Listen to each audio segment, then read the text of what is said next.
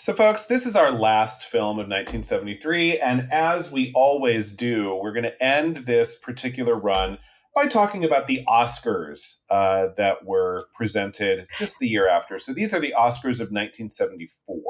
1973, I was a little skeptical when we were choosing the films, but I feel like it's been a pretty good season. Yeah, I'm happy. Like, all the movies were at least mediocre. Like, I didn't feel like, for me personally, well, I mean, like, it's a low bar, right? I mean, for me personally, like, I didn't hate any of the movies. I just maybe like I honestly, when we got into this, I was like, I don't know that I want to spend like that much time with 70s cinema. When we got into the 2020s, and I was like, we're going to be spending a lot of time in the 70s.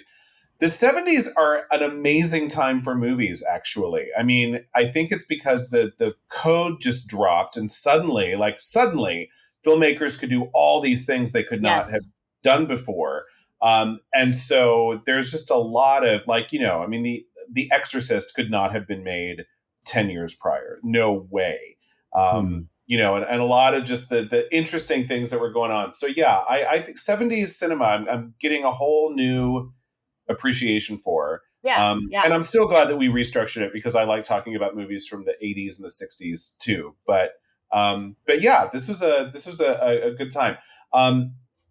Interestingly, the acting Oscars of 1973, or, you know, awarded in 74, we didn't watch a single one of these movies. No, we sure didn't. I actually am looking at that right now. We sure didn't. But we did hit some movies that did fairly well with the Oscars. Let's start with Best Supporting Actor was John Houseman from The Paper Chase. Now, I remember the TV show. I don't remember. I never saw this movie. But it's about Harvard Law School. And John Houseman plays the snooty, British accented professor at the Harvard Law School, who, of course, is a curmudgeon, and he's really tough on his students. But every once in a while, his heart of gold shines through, and let's give him an Oscar. It's one of those roles. I think I've asked this before. John Houseman, it's Higgins, right? In Magnum P.I.? No. That's a different actor. You did ask that before. No. I probably asked it when we were doing our preview, but I don't know why I want it to happen. Like, I want it to be. Yeah, no, you really want him to be Higgins, but he's not. He's a different person Magnum completely. P.I. I love Magnum P.I. Growing up, I loved Higgins. I loved the whole scene. No, different person. Higgins does not have an Oscar. I'm so sorry. Best Supporting Actress at the time held the record for the youngest actor to ever win an Oscar. Tatum O'Neal in Paper Moon, when she was a wee sprite in a movie with her dad. I've not seen that movie. I don't know if it's worth it. It was on my list for 73. It was like one of the things I was gonna put up for this year, but there was just a lot of good movies, so we didn't have time for it. The preview looks adorable, I'll just say. Okay. It's also kind of a 30s throwback, and Ryan O'Neal is on the run, and he picks up this kid who is not his daughter in the movie, unless there's a surprise ending of some sort that I don't know about. But they just cast Tatum because obviously she knew the guy. And apparently they had good screen chemistry, and she's not cutesy is the thing that I really like about this preview, and I think that's probably why she got the Oscar. Okay. Don't act with kids or dogs is basically. Yeah. Well, on stage, absolutely not. Yes, for sure. Movies, you can do multiple takes, and who knows, you might end up with something decent. But Best Original Screenplay, David S. Ward for The Sting, which we'll be talking about in just a moment. Immediately after this. I have no arguments with that. No. Best Adapted Screenplay, William Peter Blatty for The Exorcist. I mean, I'm sorry I had to miss that show, but I have read the book and seen the movie, so I do love a good horror situation. And I think he did a great job adapting the book. Probably one of the better movies we watched this season. Yeah. Although it's funny that he got the Oscar for the screenplay, because as we discussed last week, the director, William Friedkin, who, by the way, died after we recorded The Exorcist. He just, as of this recording, he died a couple of days ago. Yeah.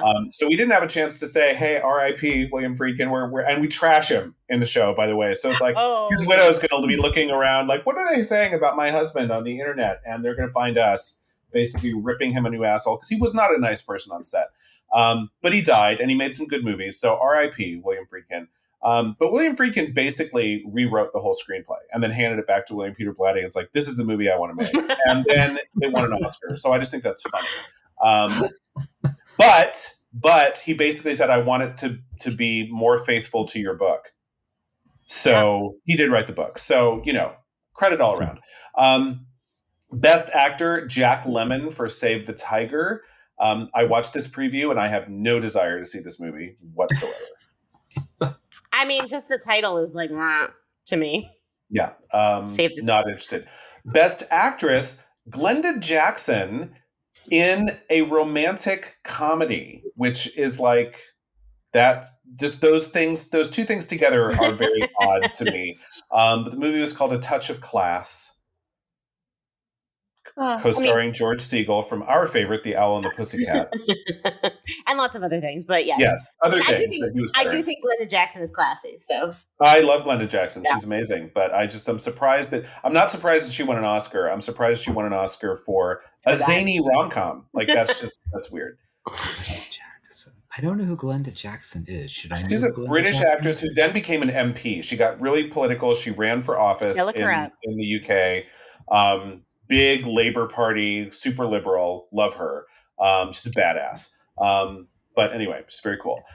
Best director for 1974, George Roy Hill, who directed a little movie called The Sting. Best picture, The Sting.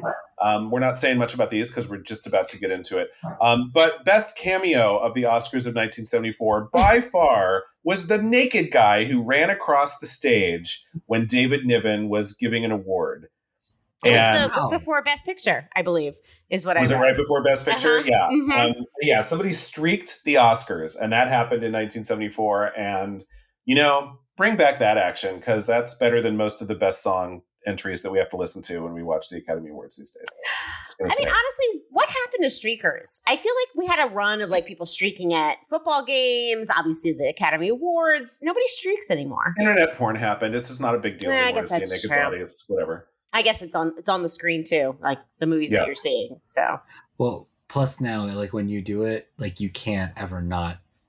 I mean, it'll end up on the internet and it's there for forever. Previously, when you used to streak, getting the footage of you streaking was harder to do. Well, not when you streak the Oscars. Yeah, but who goes back and watches the 1973 Oscars? I watched that scene. I had laughed. I laughed out loud. That was really funny. And David Niven had a cute little comeback too. So that was fun.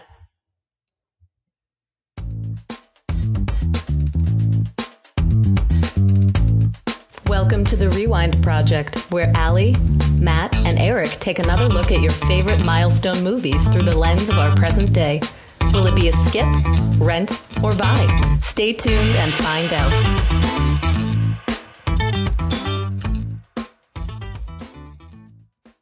Okay, everybody, welcome back to the Rewind Project. We are doing our last entry of 1973. And as I was watching this movie, I believe only one of the movies in 1973 took place in the 70s. And that was the answer. Did Passive Aggressive Streets also take place? No, it took place in the 60s. Okay. So barely any of the movies that we watched from 1973 took place in the late 60s, early 70s. All right. As I was watching this and they pop up and they're like 1936, I was like, that's so weird. That they were having a lot of nostalgia, I guess, in 1973. Well, like I said before, they were remaking all the movies they couldn't have made during the Hays Code. Yeah. They were going back and showing what the 1930s, a little bit closer to what it was actually like. Mm-hmm. Because the movies of the 1930s they were not allowed to put half the stuff on screen. Very sanitized. But I just thought that was funny. Yeah. They really did stand out to me. Well, anyway, we're talking about our last movie. It is The Sting. I didn't know too much about this movie except for the two leading men in it. And I'm excited to talk about it. The screenplay was by David S. Ward. He was inspired by real-life cons perpetrated by Fred and Charlie Gondorff, who were brothers. And it was documented by David Maurer in his 1940 book, The Big Con, The Story of the Confidence Man. So should Ward have won the best original screenplay? I mean, that's a great question. He was saying it says inspired. Everything that I read said inspired. It wasn't, he used it as source material, maybe like just to, I don't know. But this is my whole thing. This is why I don't think people who write biopics should get best original screenplay. They're adapting somebody's life and putting it on screen. Like they didn't make up a story. I mean, debate for another day, maybe. But just saying that it's blurry. It is a blurry the line between original and adapted. There's some gray in there. I don't feel super strongly about it, but when I was doing my research, I was a little like, huh? That was my face, like the question emoji, like what? The monocle emoji too, as well. And it was directed by George Roy Hill. It's a really hard name to say for me. I don't know why. Who actually died on my birthday in 2002. When I just looked him up, I was like, okay, there you go, December 27th, 2002. Our 73 directors are just dropping left and right. Just dropping left and right. So he directed a whole bunch of movies that you have heard of: Recasting The Sundance Kid, The Little Drummer Girl, which, by the way, is a fucking amazing book if you haven't read it, by John le Carre. The World According to Garp, lots of things. So he was a very prolific director. Okay. I like lots of things, kind of big stories, a lot of big stories, but not a lot of things that like match. But he likes to human condition, big stories, that sort of thing. So this movie has like a bazillion notable achievements. The page in Wikipedia is, like the length of an entire page. So I've distilled it a little bit. First up, in 2005, this film was selected for preservation in the United States National Film Registry by the Library of Congress as, quote, culturally, historically, or aesthetically significant. And the Writers Guild of America, Solidarity, ranked the screenplay number 39 on its list of 101 greatest screenplays ever written. Oh, wow. Okay. So, yeah, I was surprised at that. It was, if you heard our intro, some of this is a little spoilery, but it was nominated for 10 Academy Awards in the 1974 Oscars. It was nominated for Best Actor, Best Cinematography, and Best Sound, which it did not win, but it did win Best Picture, Best Director, Best Art Direction, Best Costume Design. It was Edith Head's last Academy Award win. And in her speech, I just think this is great. She says, "I get to dress the two most handsome men in the world and win this." And I was like, oh, that's so great. I love you. And it also won for Best Film Editing and Best Scoring. So lots of awards for The Sting. Yeah. And Robert Redford was up for this, but, everyone was also thinking about The Way We Were when he was up. I mean, because he was nominated for both. So he was kind of running on both of them in a way. Yeah. Barbra Streisand was nominated for The Way We Were, but they decided to give it to Jack Lemmon for a movie I have no desire to see. So justice for Bob. Did he ever win an Oscar? No, and this was the only time he was nominated. Oh, wow. Justice for Bob. Hashtag justice. Seriously. I enjoyed Robert Redford a lot more in this movie than I did in The Way We Were. Absolutely. Well, his character, absolutely. Way better. And then, like I said, it was nominated and won for like a million other awards that I'm not listing here.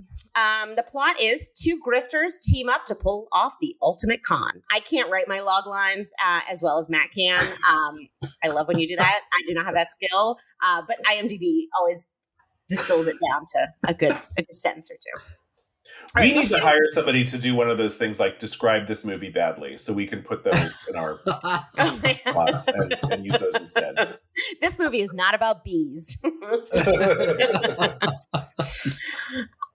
right, let's get into this extremely stacked cast. And as your hotness correspondent, I almost blew up from combustion in this movie. It is just, Paul Newman, Robert Redford, like, could you get any better? They're so fucking hot. They're hot together. They like love each other. They're best friends outside in the movies. Just everything about it was extremely hot. And in those 30 suits, forget about it. So, question about that. Is Paul Newman like a good 10 or 15 years older than... He's about 10 years older than Robert Redford. I think so. They specifically wanted somebody older for... That sounds about right. Because they were together in Butch Cassidy and the Sundance Kid, and Robert Redford definitely brought the youth energy in that movie as well. Okay. Because I didn't never realize that, because like when I was introduced to them when they're older and they look a little similar in age. Mm-hmm. But in this movie, there's a definite difference in age when you're watching. And that was just kind of surprising. Right, because you think of them as contemporaries, and they sort of are. But yes, no, I know exactly what you mean, because I thought the same thing. I was like, oh, right, Paul Newman is, a little bit older than Robert Redford. A little bit older, yeah. Some of the most beautiful eyes ever on screen. Paul Newman. Yes. Oh my God. Just the whole package. He apparently is just like a really great guy, and just, all the things, Newman's Own, all the things. I loved him in this. I love a world weary con artist. Spoiler alert, we're going to talk about this. I love a con movie. I love a con artist movie. I love a con artist story. I remember when I was growing up, I read a mystery, and I learned about like sleight of hand, and I was obsessed with that. I love to find out how like magicians do tricks. I love all that shit. I would be a very bad con artist, but I like watching con artist-related things. I thought he was great. And it's funny because you don't see him for a little while, and you're like, where's Paul Newman? Like, when is he going to show up? This was about like a good 20 or 30 minutes, right? Before he goes up on screen. Yep.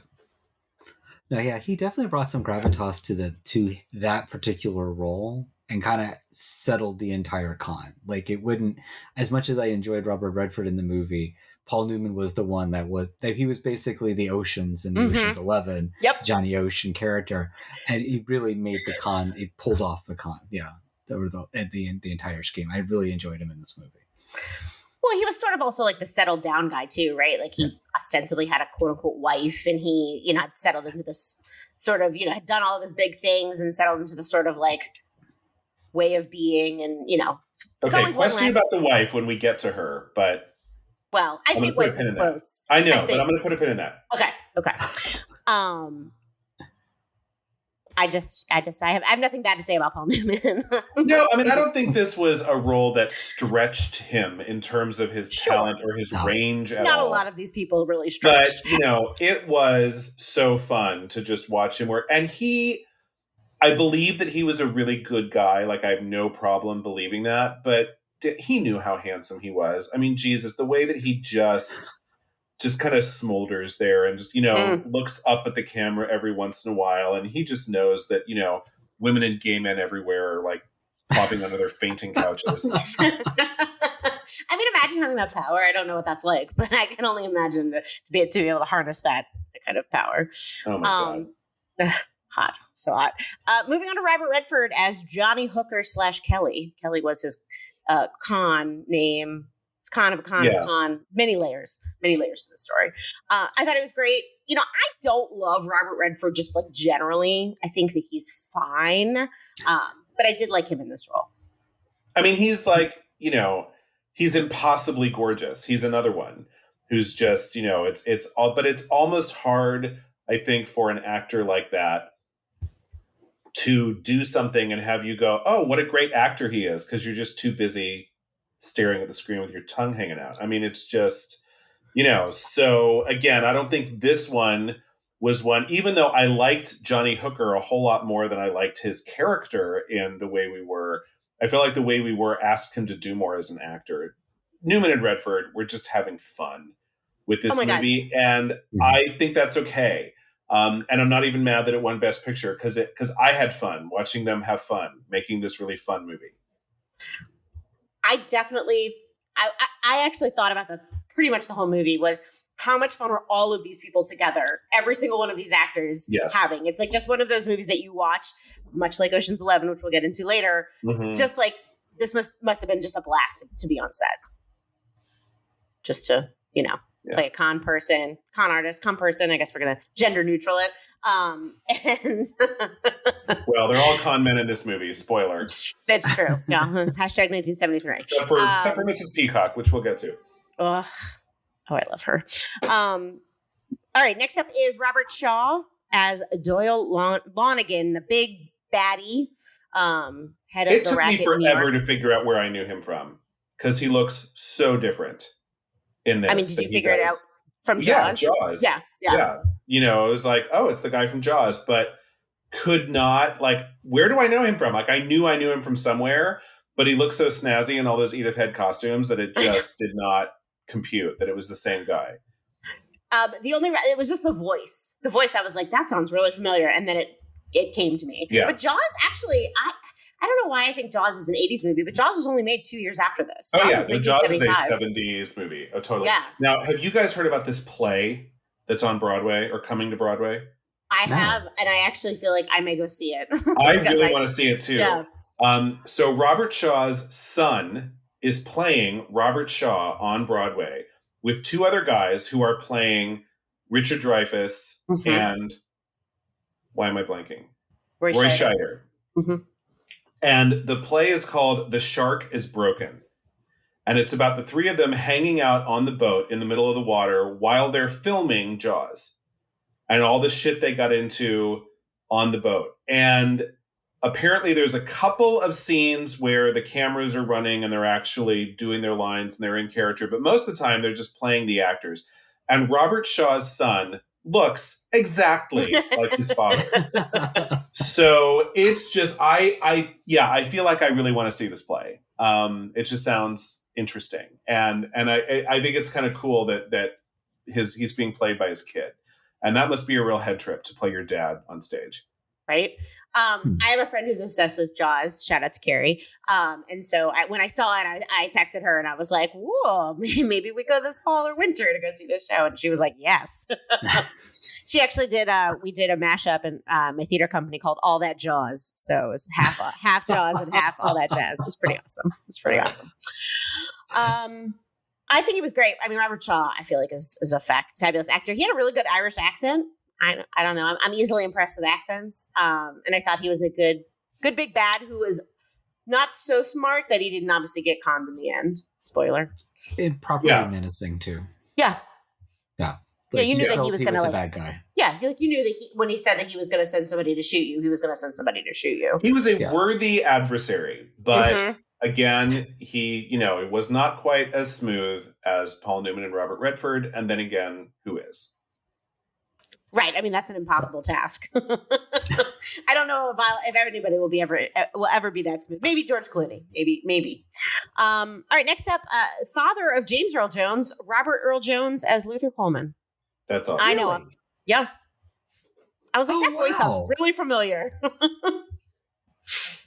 Oh my gosh. I know. Something new.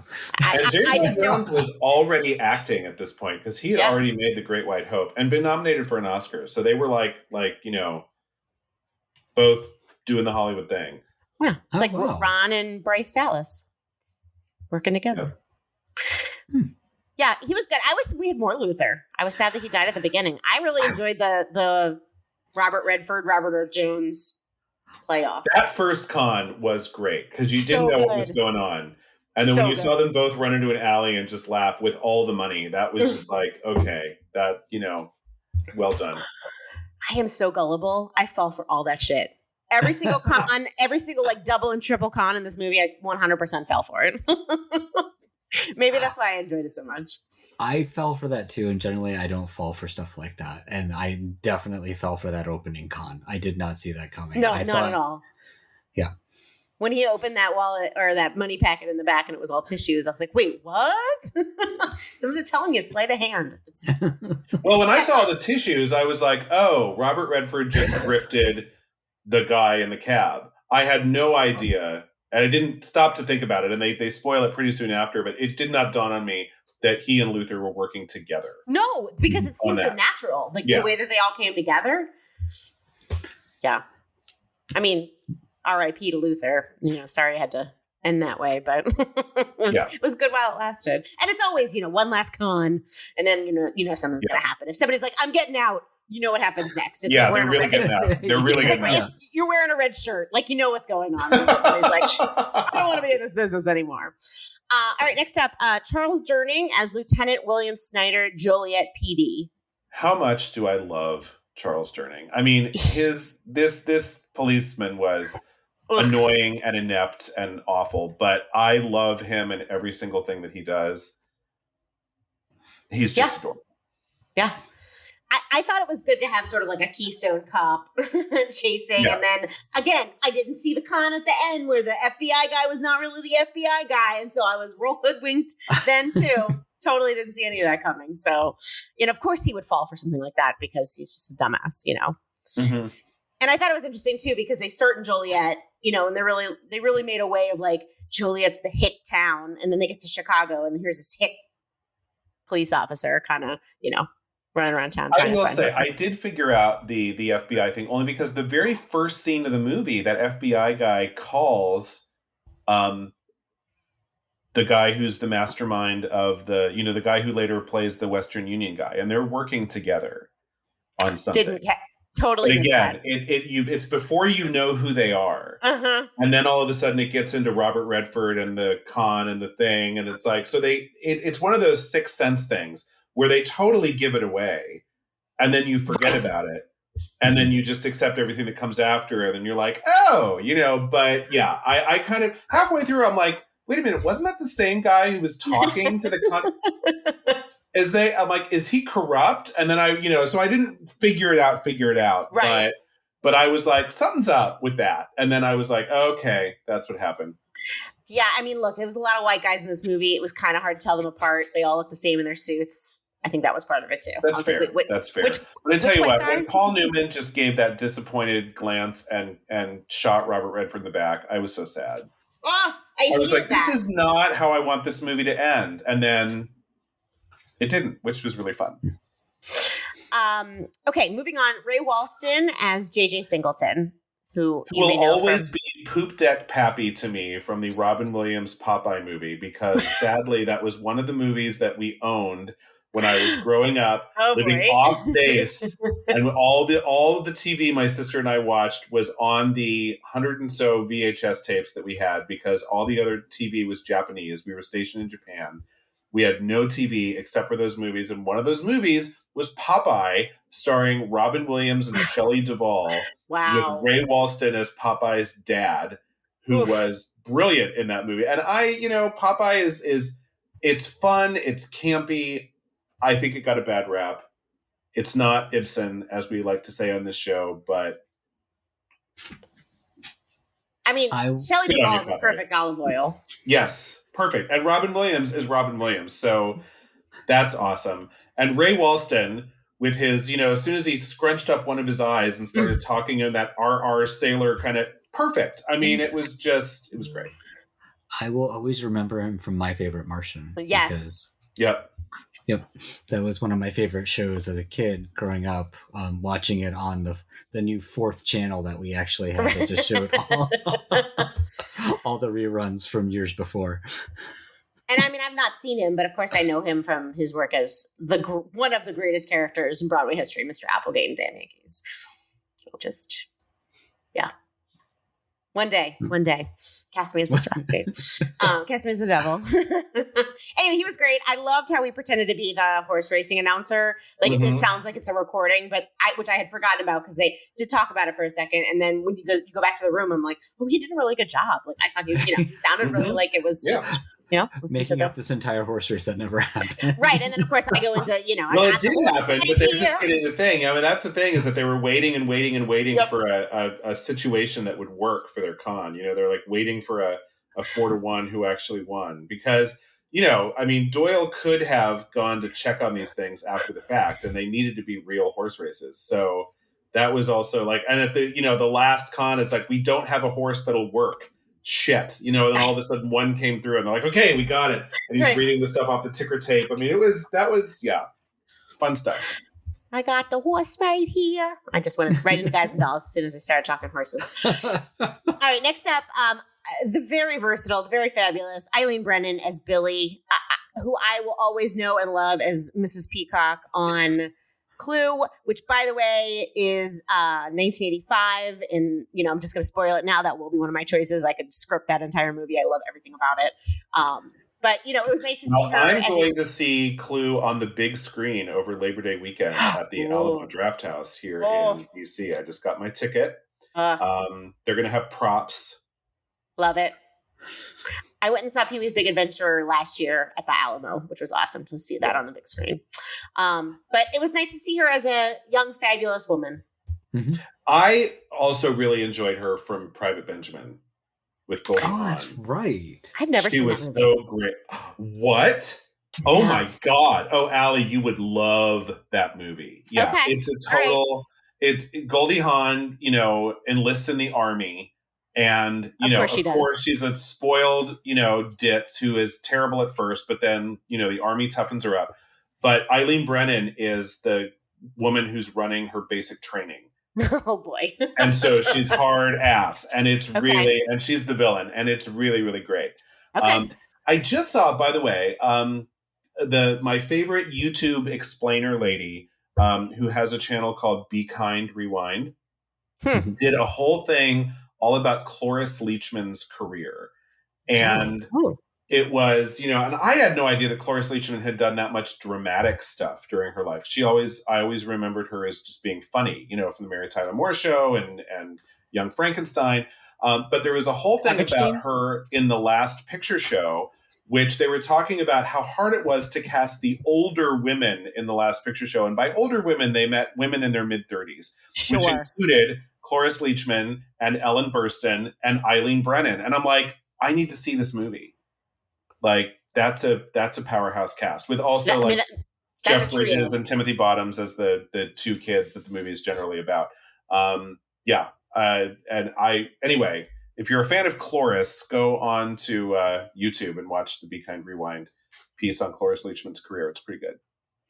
I went down a real Eileen Brennan rabbit hole, and I discovered that was she and Goldie, because she had a very short stint in Laugh-In, but people didn't really get her humor on Laugh-In, so she left before it was a big hit. But she became friends with Goldie. They were very close friends.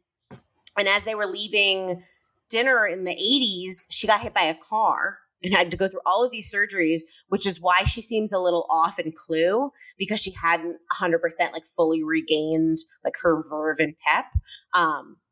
I think it matches the character that she's playing, but I don't know. I didn't know any of this. And so I went down, I love the X-Ray on Amazon. I talk about it all the time. And I was watching on a plane, and they make it real easy. You just pause it and you go real deep into the X-Ray.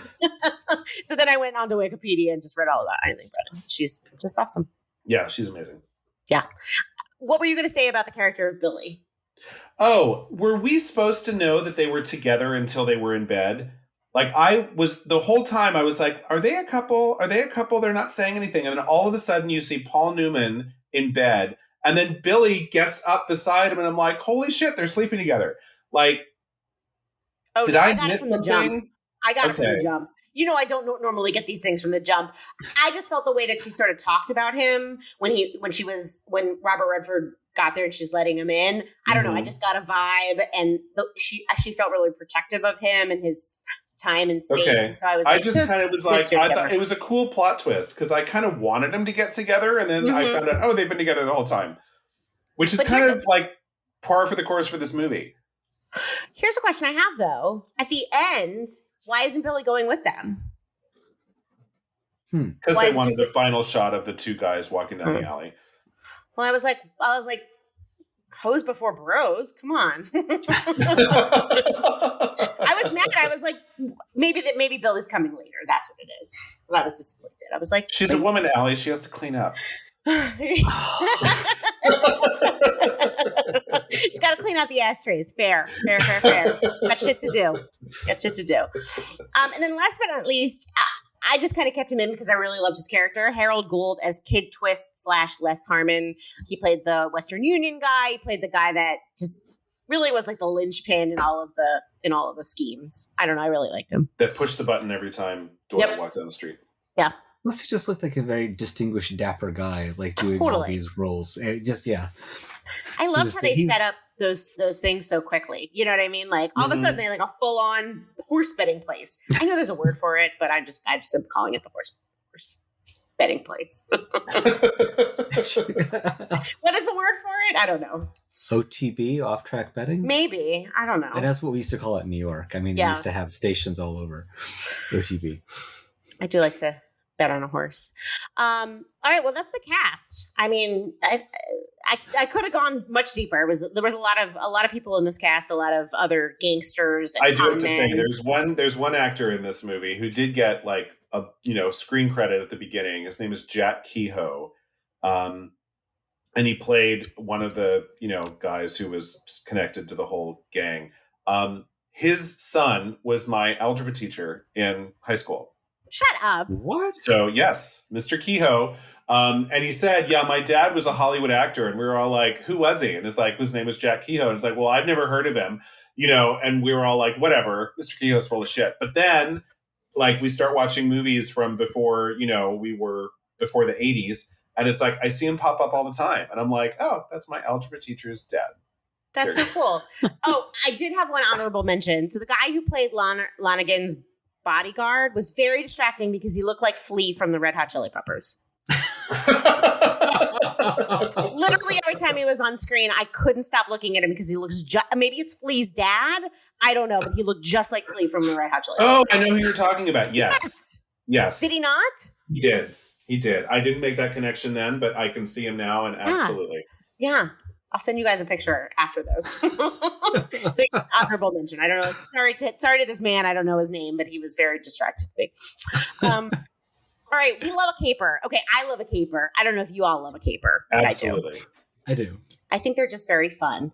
And capers really have a way to make bad guys seem very fun and or sympathetic. And that's kind of one of the tenets of a caper. And I thought that was interesting because in doing my research, actually I did kind of a bit more research just because I found all of this very interesting, which is not always the case for the movies that we do.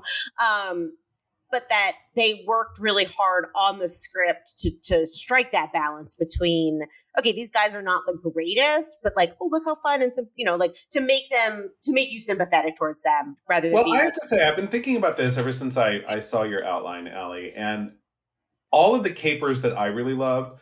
Yeah, they make bad guys seem sympathetic, but the antagonists are even worse guys. Yes, they're like always to the nth degree. And usually they're not even like good guys like a cop or an investigator. They're like other gangsters. And that's the case in this one. Mm-hmm. I mean, Robert Redford and Paul Newman are con men, but Doyle is a gangster who killed their friend. So, it's not like they're, of course we're rooting for them to win because, the real bad guy is badder. He's worse. Well, even in my favorite caper film, which is Dirty Rotten Scoundrels. Okay. They're thieves, but they're always robbing from the rich. They don't rob from people that can't afford to be robbed from. You know what I mean? So it's like they're not bad people that they're robbing from, but they're making a judgment call on like this person can afford to lose a couple $1,000s for me easily. It's not going to affect them at all. They move on. It's kind of like the urban Robin Hood, right? Yes. Stealing from the rich to give to the poor, kind of. Well, except that I think in Dirty Rotten Scoundrels, they stole from the rich and gave it to themselves, yeah. Well, yes. I mean, look, who among us? I was just looking at a list of caper movies. Capers always seem to have very photogenic leads, right? Ocean's 11, Thomas Crown Affair. We're not dealing with ugly con people. They're always very attractive, which we could get into the reasons why on another type of podcast, but I think you all can guess. One thing I thought was interesting is a caper story is distinguished from a straight crime story by elements of, and this is bolded in the article, humor, adventure, or unusual cleverness or audacity, and sometimes all three together. The main characters often have comical idiosyncrasies, and the law enforcement individuals are characterized by ineptitude or inadequacies, as it was in this movie. Yeah. Although we had fewer cops than we thought. I mean, fewer law enforcement than we thought because, spoiler alert, sorry, you've had 50 years to see this movie. Yes. The FBI guy is not really an FBI guy. I was blown away. Blown away. Well, I tell you that my whole thing with that, I wasn't even like looking at him so much until I kind of went, wait a minute, wasn't he in the first scene? My whole thing was when Robert Redford caved and was like, okay, I'm going to rat on my friend, Henry. I was just like, I was hoping that Robert Redford already had a plan. Like I was totally into the scene and I was thinking, how is he going to get away with this without betraying his friend? Because if he does betray his friend, I'm going to feel shitty. And so at the end, when you get there and it's like, okay, Redford, you can go. And then Shaw's like, what? And all of this is on their faces. Nothing is happening with dialogue. Pulls out the gun, shoots him. The FBI pulls out a gun, shoots And I'm like, man, fuck the 70s. Like, no, not everything has to be this dark, right? It was just like, come on. Like, couldn't we just have some fun? And then, they get the gangster out of the way and everyone gets up. And I was like, that's awesome. I was so happy. I was so happy, and I was real pissed too. And I was like, guys, why do you have to turn on each other? But they didn't. It's very exciting. Yeah.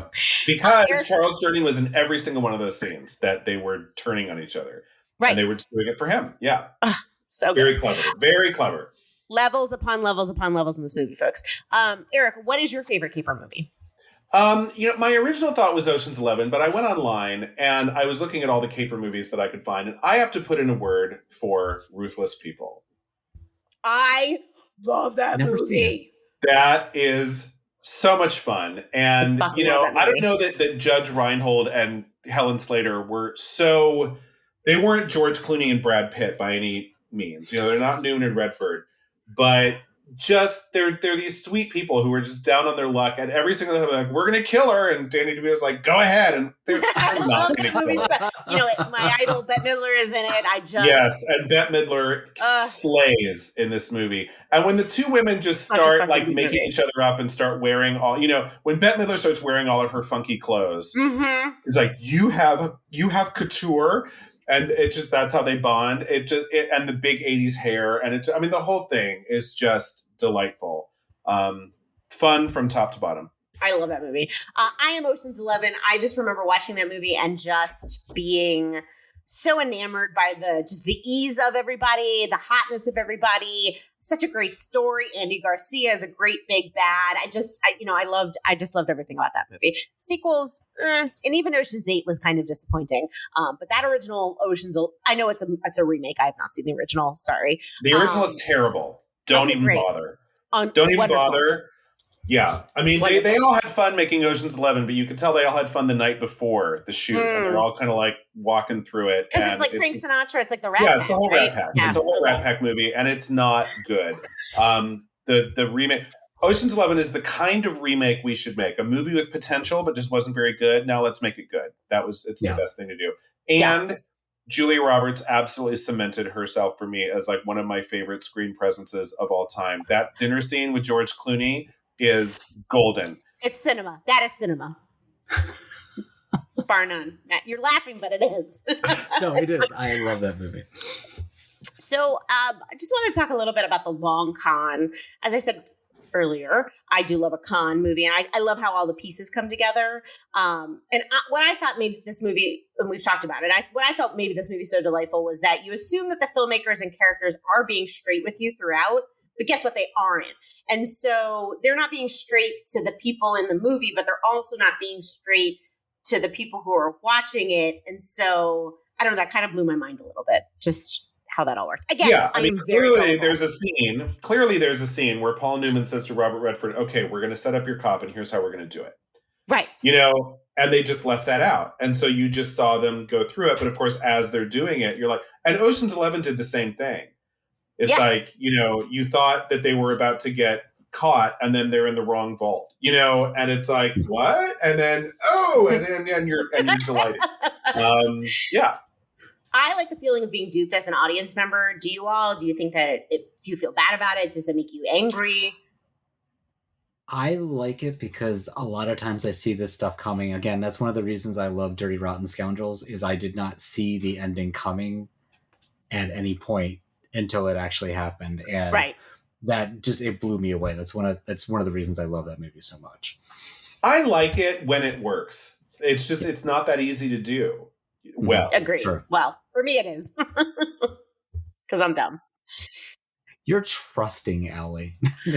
I'm very gullible. Like, definitely like, which is so funny because I'm not like that. Like, I am very judgy in real life, you know what I mean? And kind of distrusting of a lot of people. But when I watch a movie or I read a book, man, I am in. I am bought in. Yeah, to me, the best example of this will always be The Sixth Sense. Because so good. You literally, spoiler to everyone who's not seen The Sixth Sense. Turn this off right now. Like, whatever. Get your life straight. We see Bruce Willis die in the first 3 minutes of the movie. Like, you literally see his soul leave his body and he is dead. And then he's back in the next scene and we all go, okay, I guess he survived. And then you spend the rest of the movie. Me. I'm the problem. I almost dropped my soda in The Sixth Sense when I saw it for the first time. But what I hated was then everyone's like, ooh, M. Night Shyamalan, there's going to be a twist. And I started figuring them out like real early on. So if I can see them coming, they annoy the fuck out of me. But if I'm truly duped, I love that feeling. I think it's really fun. I definitely didn't see Sixth Sense coming. I definitely didn't see The Crying Game. I think I've said this on the podcast before, but my dad is still mad because my mom is like you, Matt. She always figures shit out. Like watching stuff with her is really annoying because we'll watch a Law and Order and she'll be like, oh, well, clearly it's the nanny. And you're like, how the fuck did you get that? And then of course it's the nanny. My dad will never forgive my mom for spoiling The Crying Game for him, like within the first 15 minutes of the movie.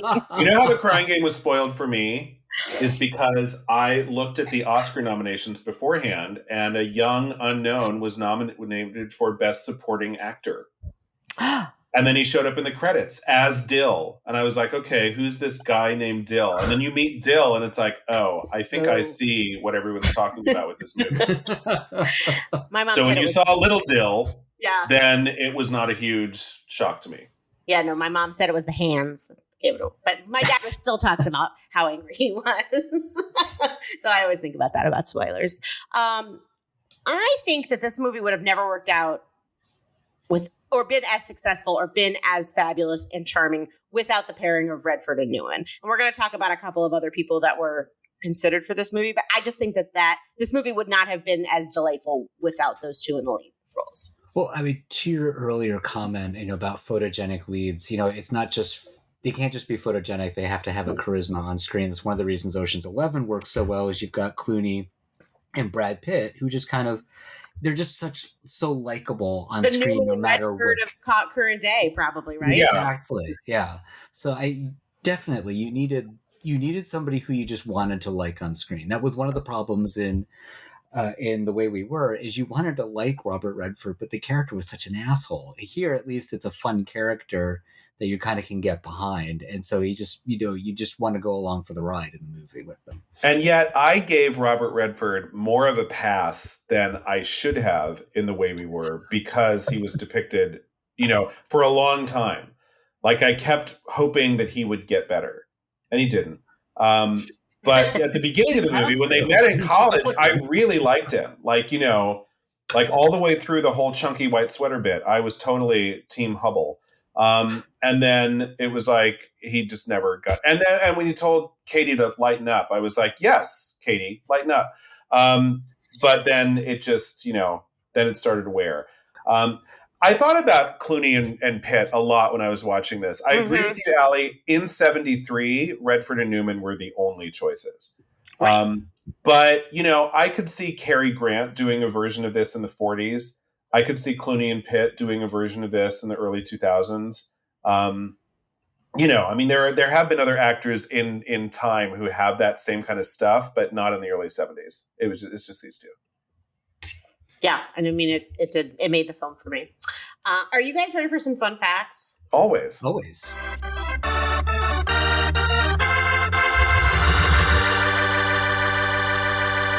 I had to really pare these down because there were a fair number of fair facts for this. Fair facts, fun facts, and also fair facts. Because it took place at a merry-go-round. I don't know where that came from. Okay, so Shaw's character's limp was actually authentic. He had injured his leg, like tore tendons in his knee playing handball right before the filming began, and the director said, "Why don't you just incorporate the limp so he didn't have to withdraw?" It kind of made it look kind of badass. I mean, he was wearing a knee brace. He was wearing a knee brace the whole time, but because the trousers in 1930s were very wide-legged, you never knew. It just seemed like I figured he'd been shot in the kneecap at some point. Yeah, it made him look like he'd been in a brawl or something. So like a gangster would. So I know. I was like, okay, all right, pimp. I was like, I loved this fact. This movie was filmed in the backlot of Universal Studios, and the diner in which Hooker meets Lonigan is the same diner interior used in Back to the Future, in which Marty McFly first meets his father and calls Doc Brown. What? Isn't that so cool? I think that's the coolest. Wow, it's weird to think that they kept Well, I guess it would only be like 10 years later. I mean, 10, 12 years later, yeah. Wow. Okay. I know, 1985. That's going to be a big one. And that diner, I mean, there's lots of scenes in movies with diners. Yeah. There has to be a diner on the backlot of Universal Studios, and they probably use it for a million other things too. So, yeah, I think it's cool that, so many of our iconic movies come from these very small, relatively small, studios. Mm-hmm. But as I was watching this thing, I'm like, how the hell do you get all these city streets to look like the 1930s? And I was like, duh, you build a town in the 1930s and then you just leave it there. Right. And all you do is film on it. You don't have to say, get rid of all the Cadillacs. You can just, Yeah, it's just that's how you do it. That's how you do it. And I think apparently the director scouted a lot of locations in some cities that did look old. But there were a lot of goofs because when on IMDb, when I was scrolling through for fun facts, there's a lot of different goofs. There were a lot of goofs in this movie, just in terms of the bills that when you look at the $500,000, those were 1975 bills. They're if they were 1930s bills, they'd have a different Federal Reserve mark on it, and just dumb stuff like that. I'm like, okay, everybody needs to chillax a little bit when we're watching movies. This is why movie credits last 5,000 years now, because you have somebody whose job is to find bills from 1935.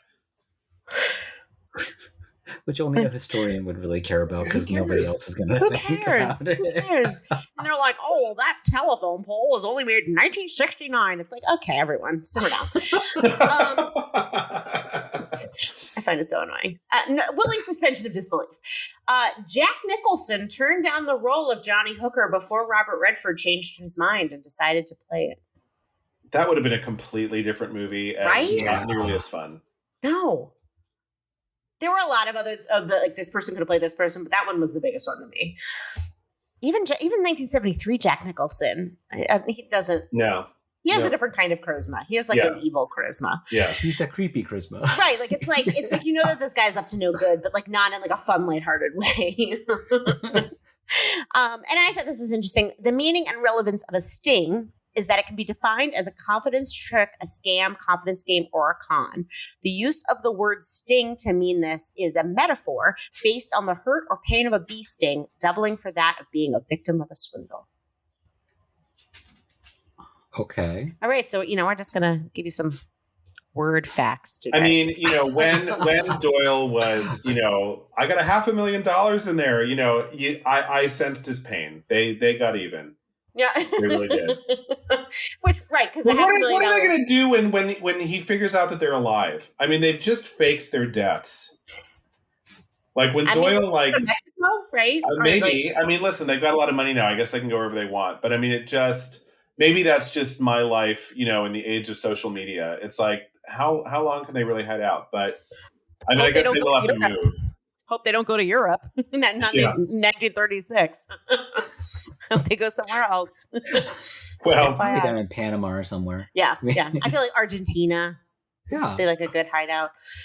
All right. So it is game time.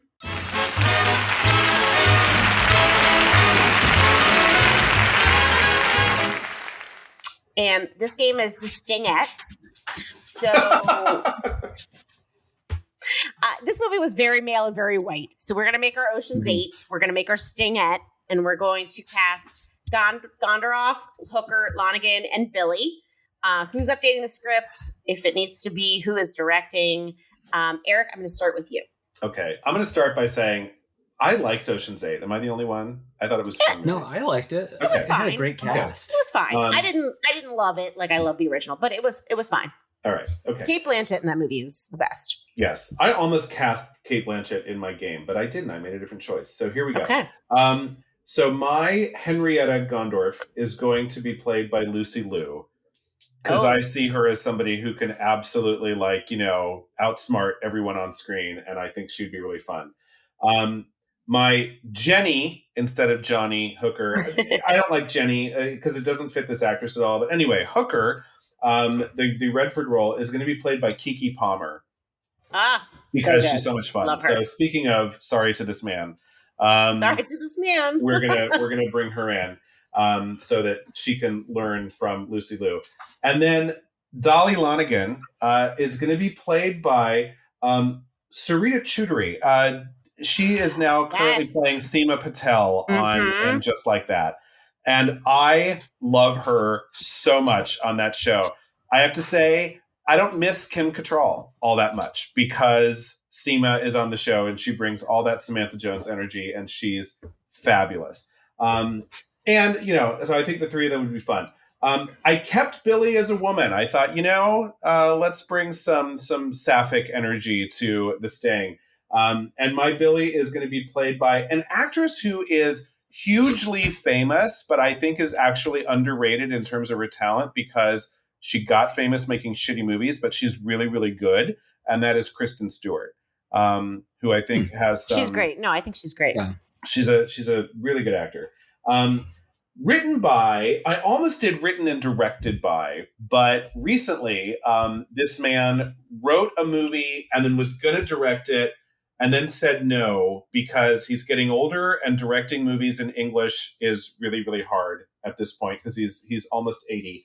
And that is my favorite film director of all time, Pedro Almodovar, who does such a good job writing for women. I'm going to have him write the screenplay, work with somebody to translate it into English. Because, speaking of Cate Blanchett, that's her next movie is going to be a movie that was written by Almodovar. He was going to direct it, but then he backed out. So they're going to find another director, but they're still going to use his script. And Kate's going to be in it. Okay. So I'm looking forward to that.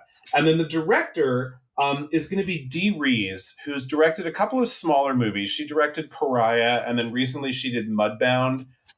Mary J. Blige was in that and got an Oscar nomination. I figured she'd be a good match for this, and it would be a little bit of a change of pace for her because she usually does things that are a lot more dramatic and earnest. And I'm like, you know what, Dee, let's have some fun and shake it up with a new version of The Sting. So that is my cast. I love it. Diverse AF. Matt, what do you got? It's funny how much Eric and I think alike because I almost cast Lucy Liu as my Henrietta, but I ended up going with Olivia Colman instead. I've been watching. Also good choice. Fun, very good choice.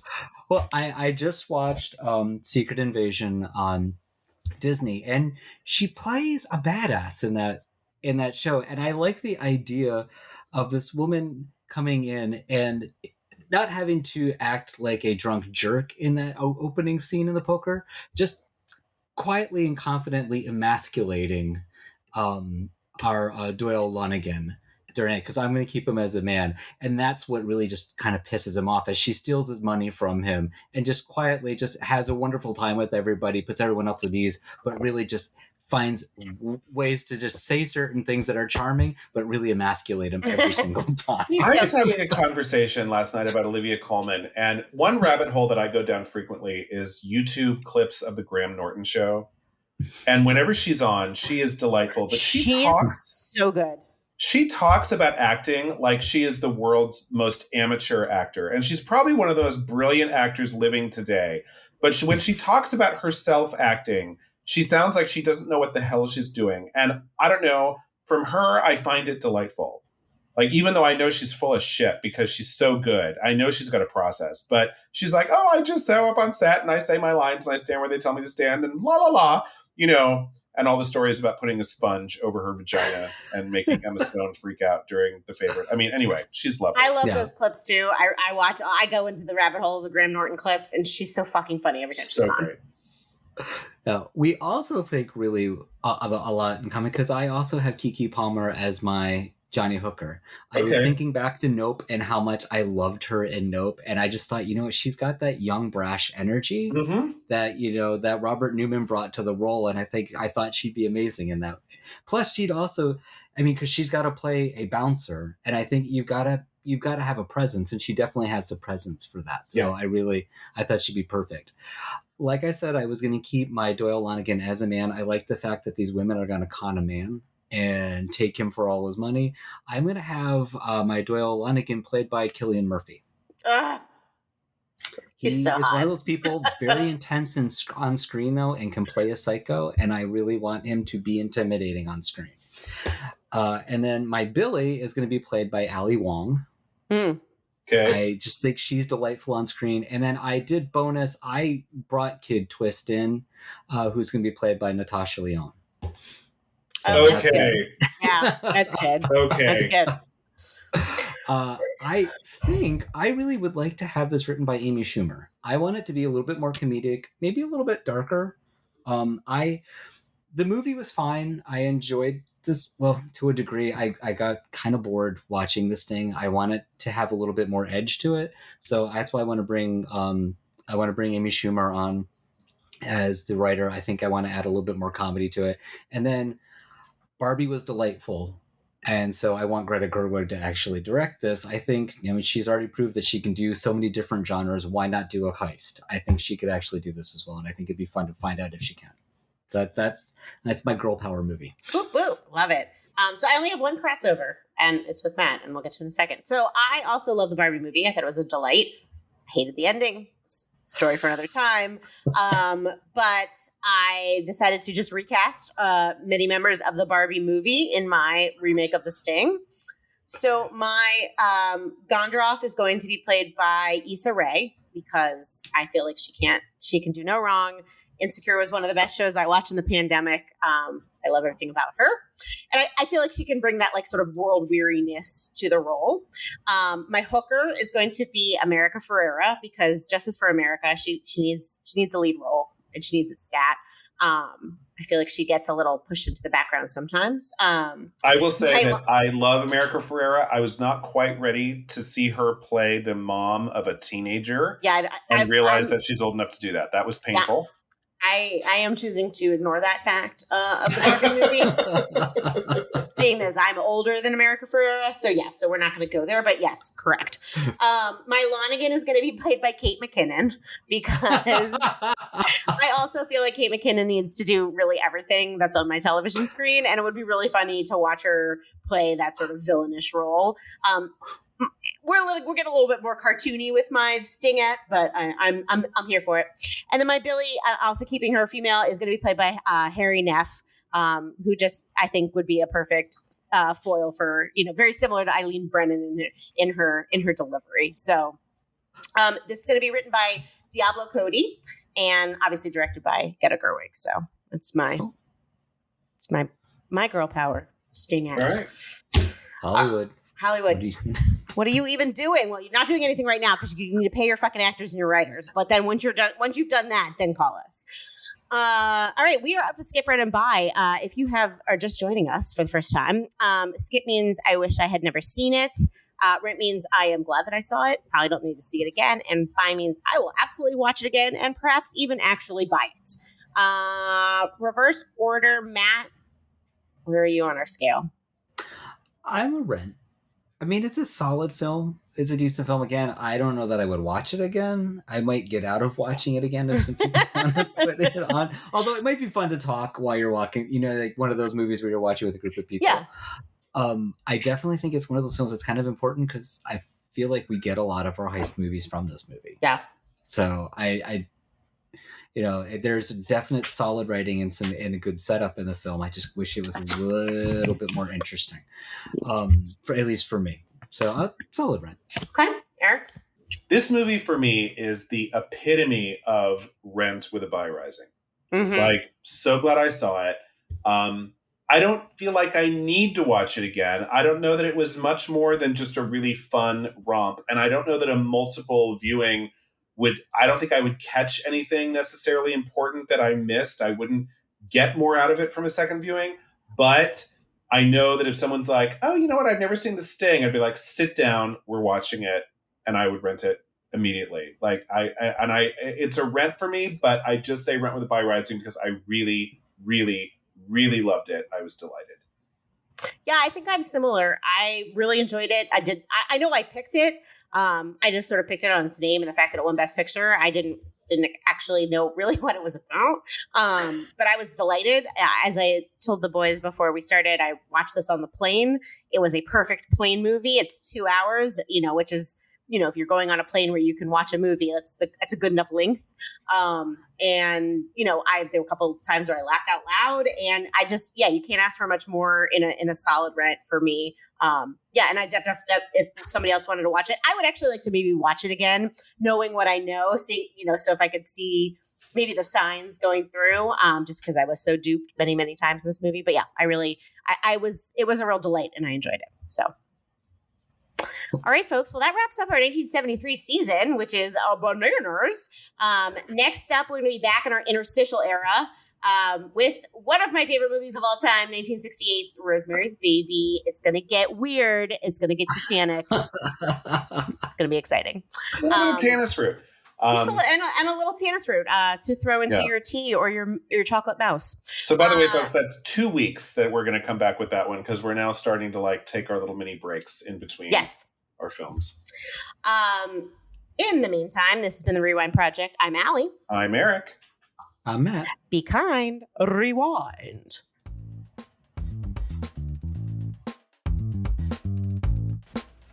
You've been listening to The Rewind Project. You can find us wherever you get your podcasts, including Apple Podcasts, Stitcher, Radio Public, and Google Play. Please subscribe and rate us. It helps a lot. We love your comments and questions. You can find us on Facebook, Twitter, and via our new phone number at 202-618-2402. Thanks for listening. Be kind. Rewind.